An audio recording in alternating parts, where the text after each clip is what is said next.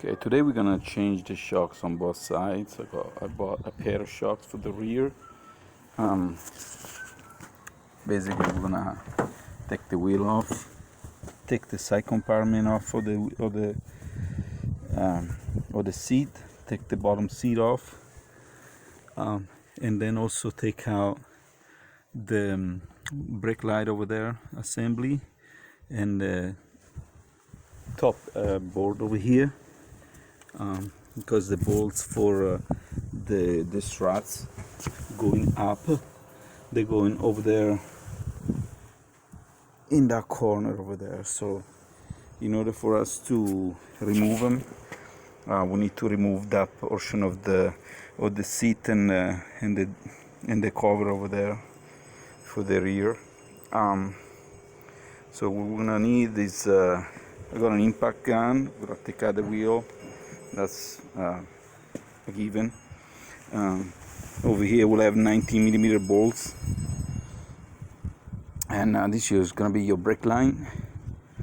I believe it's 13mm, and over here you will have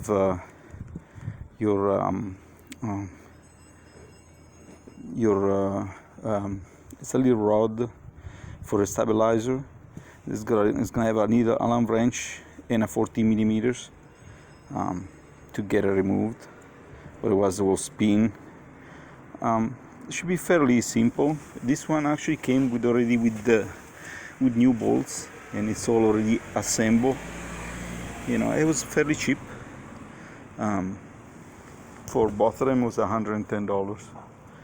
So let's get going. Okay, so now we're gonna push back and remove this. And we're going to take out these two bolts over here to remove this assembly, so we can remove this. Also, we need to take out these two Phillips, and this is ready to come out. Also, we need to take out this on both sides.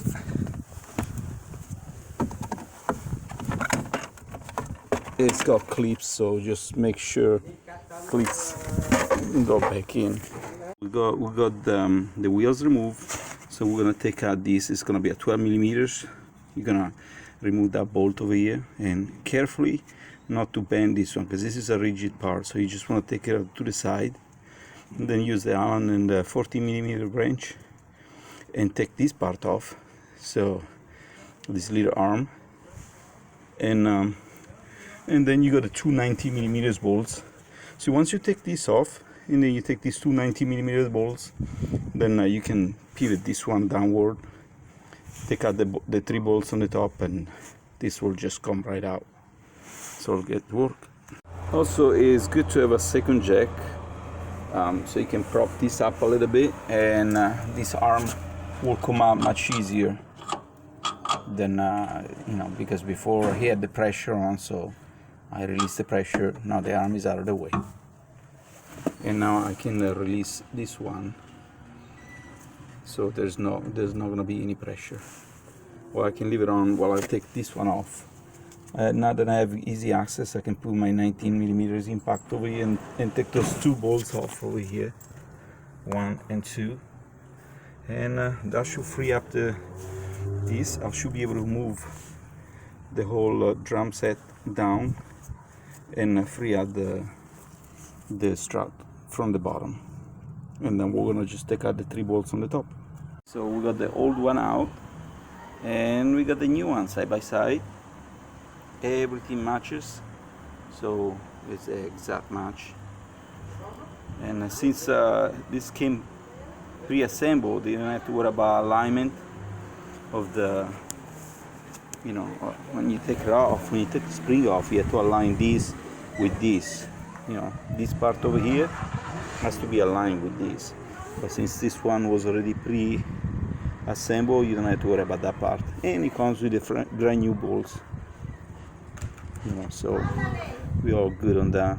The only thing is, they're a little bit, the studs look like they may be a little bit shorter than that. So I don't know how that part is gonna work. Hopefully it's not gonna be an issue.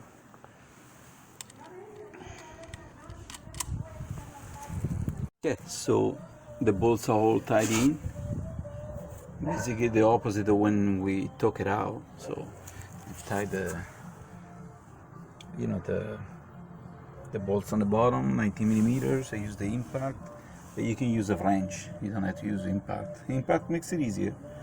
You know, just gonna put the wheels back on. Very important. If you do this and you have an impact, do not impact the wheels on.